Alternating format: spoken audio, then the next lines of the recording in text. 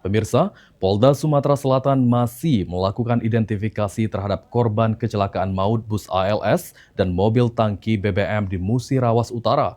Proses identifikasi korban yang belum dikenali kini melibatkan tim DVI Mabes Polri dan pemeriksaan DNA.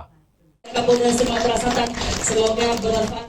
Di sela kegiatannya, Kapolda Sumatera Selatan Irjen Pol Sandi Nugroho menyampaikan, hingga saat ini proses identifikasi korban kecelakaan bus ALS dan mobil tangki BBM masih terus dilakukan.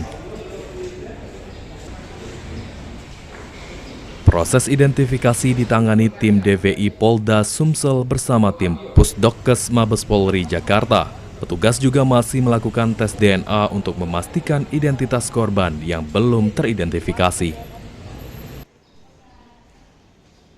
Menurut Kapolda, proses identifikasi memerlukan ketelitian, terutama terhadap korban yang mengalami luka bakar berat akibat kebakaran pasca tabrakan.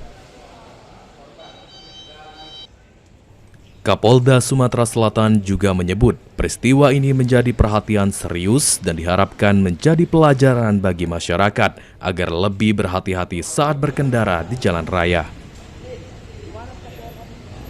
Kejadian ini menjadi satu pelajaran buat kita semua dan kami mendapatkan support dari seluruh komponen masyarakat maupun dari Mabes Polri sebagai contoh bahwa ketika kejadian dan kita laporkan ke pimpinan di tingkat pusat, kami langsung dibantu tim TA, tim traffic accident yang bisa membantu untuk nanti memetakan bagaimana kejadian itu terjadi, dan kita juga dibantu oleh Pusdokkes Polri untuk dihadirkan tim DPI untuk bisa mengidentifikasi dengan DNA ataupun dengan fisik yang diberikan oleh ahli.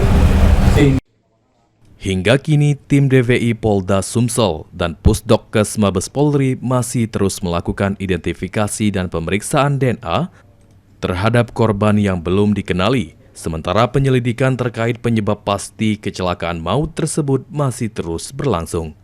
Muhammad Aidil, PAL TV.